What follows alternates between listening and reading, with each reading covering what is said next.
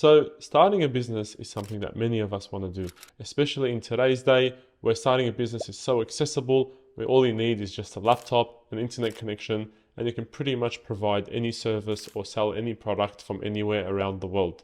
However, in saying that, there's many different things that people do that may not be the right approach, including myself when I first started. So what I want to do is tell you 3 things that you need to know when starting a business. Now, these are probably the most important 3 things you need to focus on when creating the right business idea and offering the specific service or product to the market. And those things are: number 1, finding a problem in the market; number 2, offering a solution to solve that problem; and 3, actually starting to go out and sell it to the market or to the niche that you've picked. So what I want to do in this video is go into a bit more detail into each of those 3 points and talk to you about the way that you should approach it, and some of the mistakes that I made and how I'm trying to now improve on that, and how you can as well if you are just someone who's starting out, wanting to start a business. And if you're someone who's already started and wanting to make some changes or improvements, this video will also be helpful for you. So let's jump over to my laptop and I'll walk you through each of those steps and what you need to be aware of. All right, so I've just created this flowchart diagram to go through all the 3 different steps. And what we want to start off with. So what we want to start off with is finding the problem. Now, a lot of the times people actually don't do this with the right approach. People look for a service first and then try and find a market to sell it to. However, what you need to do, and again, this is a mistake that I made, is you have to find the problem first before you think about what service you want to offer. There's no point in offering a service to something that doesn't actually solve a certain pain point or problem to a market that actually has that problem and needs to find a solution for it. So it's much, much better to find the problem first and then go and find what type of service or product that you can provide that can actually help solve the problem. So what you want to do to help you with this is think about problems that you have. So you can, think about, when you go about your day, when you're doing your work or whatever it is that you're approaching in your day, has there any time been something that you feel like has caused a problem, or you would have liked to have a solution for? Think about problems that you have. And what you want to do with that also is then start to do some market research. If you find a certain problem, whether it's one that you have or you are aware that other people have, or a certain type of groups of people have, start to do market research. Have a look at how common that type of problem is. Have a look at if there is already a type of solution for that. And if there is, that's okay. Don't let that deter you away from actually pursuing that business idea, because you can still offer something slightly different or even better than what is already out there in the market. You're not going to find something completely new. You can find something that's already working and just make it better, or make it, a bit more personalized to what you have to offer. So do market research to really understand how the market is for those people that have that problem that you've now listed.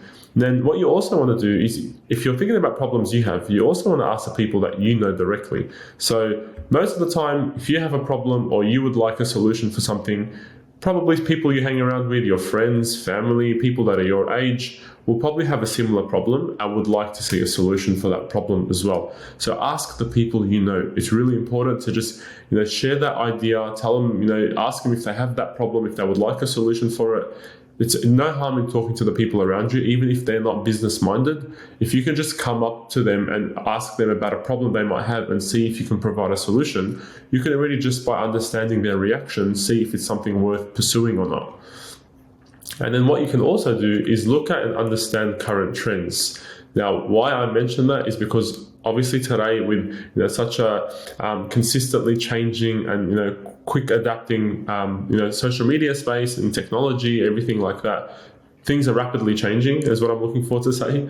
And what you can do is, when you see certain trends that can actually last, instead of actually jumping on that trend, you want to see, okay, take a step back, look at the trend, see if there's a problem within that trend that people would like to see a solution for that can help improve and make that whole process for them better. So instead of jumping on the trend, look at how you can actually provide something to that certain trend that can make the whole experience better for the people who are taking part in it. That's also another really good approach you can do. That's kind of similar to finding a problem and providing a solution for it. Now, that is pretty much finding a problem. It's one of the most important steps in this 3-step process. It's something that a lot of people don't do to start off. That, like I said, they go service first, then problem after, and you don't want to do that. You want to go problem first, and then what type of service can you provide to help with that problem. Then step number 2 is finding a solution and fixing the problem. Now, when you find or you've listed out a bunch of different problems that you think people have or you have yourself and you'd like to see a solution for because others around you have it as well, you want to ask yourself a few different questions like, will this actually solve the problem? So if you're finding a solution to the problem you thought about in the previous step, you want to think, okay, can this actually solve the problem? Can it actually make the situation better for the individual who can come to me for that solution? If the answer is yes, then great. You want to go to the next question and go, is it feasible for you to fulfill? Is it something that's practical? Can you actually see yourself finding and providing this solution on a consistent basis? Can you actually learn the skills required to provide and offer this solution to the market? You need to really make sure it's something that's feasible for you. There's no use in finding a solution that's almost impossible to fulfill, and then you're going to just get stuck and frustrated in trying to find ways of around how to do it. So make sure it's also feasible for you to fulfill, or you can hire people to work with you or a team that can help you fulfill it. As long as it's practical enough to actually offer consistently and to a high standard, then you should be fine. But if it's not, you need to think about, okay, how can this actually work long term? Because if it's not feasible, you're going to very easily burn out. You're going to get put off by actually doing this business because it's something that you're consistently struggling with. So make sure it's something that there is potential for you to actually fulfill with this solution. Make sure it's something that has clear steps of what you need to do to learn it, to provide it to a high standard. Make sure there's some type of pathway that you can follow to provide this solution to the market. And then what you want to do as well is ask people who have the same or similar problems if they would actually pay for it. So what you've done here is, if you have a problem, you found a solution that you think would help, you want to go around and ask people who have this problem if it's something that they find interesting and if it's something that they would actually pay for. Start asking the market, whether it's actually friends or family around you. And if it's not, if it's like businesses, or if it's a B2B service that you want to offer to a certain business niche, then there's no harm in reaching out to founders of businesses or people who work in the field and just asking. You're not trying to sell them anything. You're just saying, hey, look, I'm doing some market research for a potential business idea that I'm thinking about. If you have this problem, which I know you do based on the market research that I've done, if I provide you with a solution like this, would this be something that would interest you or you would pay for? You're not asking them in the sense of you're saying, I want to offer you this right now, can you buy it? You're just saying, I'm doing some research. If there was a problem to this, if there was a solution to this problem you have, which you should already know because you've done your research, would it be something that would be worth having a discussion about, or something that you or your business would pay for? Just ask around, ask people ask people online, reach out to people on email or through LinkedIn. There's heaps of different ways where you can try and validate your idea and your solution to a problem. And then we want to go into step number 3, which is getting leads. Now, this is probably all these steps in this 3-step process are very important, but without leads, you're not going to have a business. And again, I've gone through having a lot of leads to not having many, and the fluctuation and seeing kind of the inconsistencies with this. Leads is literally the thing you need to keep a business running. It is the breathing point of a business, because without leads, you're not going to have people who are actually wanting to pay for your service or for whatever it is that you're offering. This is why finding a problem first is so important, because if you find the right problem to the right market and offer the solution, leads would be easier to get rather than if you don't do it that way. So you want to go through a few different channels, and there's usually 4 different channels with our getting leads, and this is thanks to Alex Hormozi's $100 Million Leads book. And it's essentially four channels that you can pick to use. Outreach, whether it's cold or warm outreach, pick one, either one if you want to go that direction.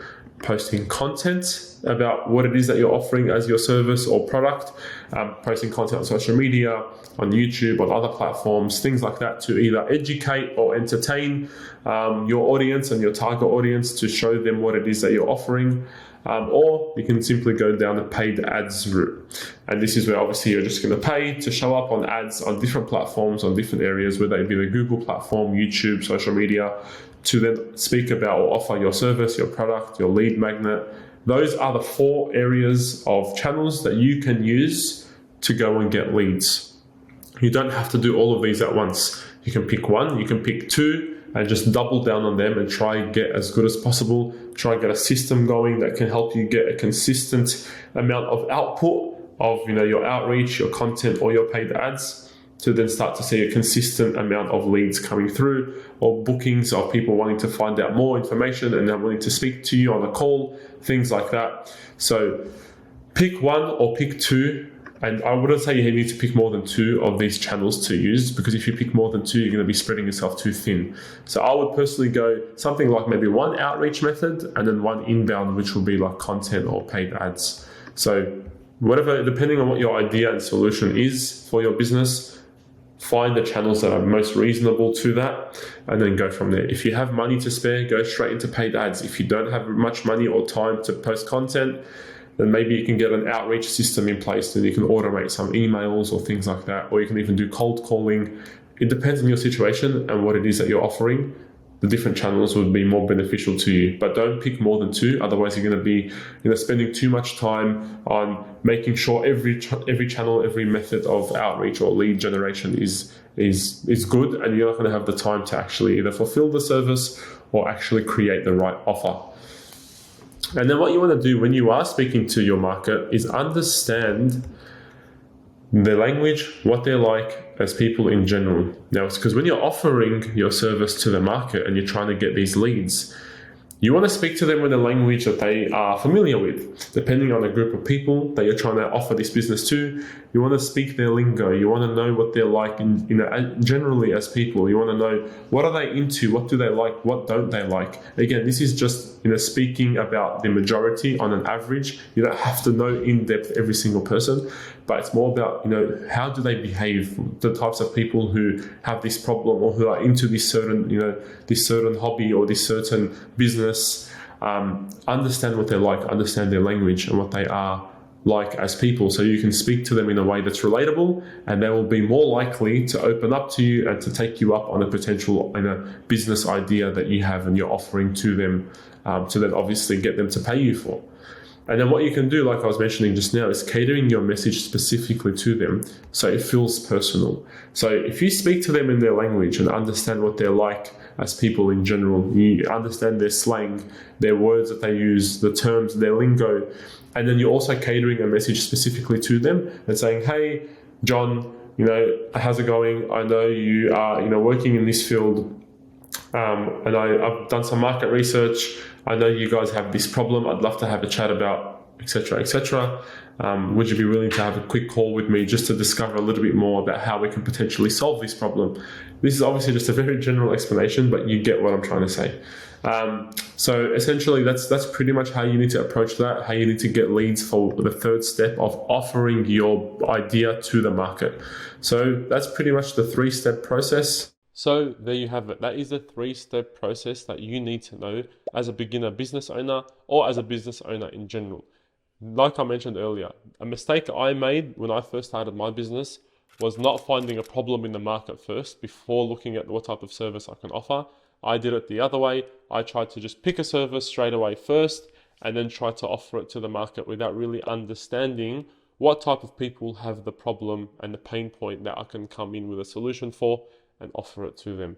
So I guess the difficulty I faced with that was trying to find a consistent amount of people who wanted to take me up on the offer that I had and the service that I was providing. Whereas if you look for a problem first and then come up with a solution, you then know that there will be a lot more people who are willing to buy what it is that you're selling because you're actually solving a problem for them. Whereas if you pick a service first, it's going to be a little bit messy to try and find the right type of people that are going to want to buy what you're offering. It can still work. People have made it work. I'm not saying it's impossible, but if you approach it the other way by finding a problem first, and you'll be able to make it a lot more easier for yourself to offer it to the market, to post content about it, to do your outreach because you're solving an actual problem that people have or a certain market or niche has.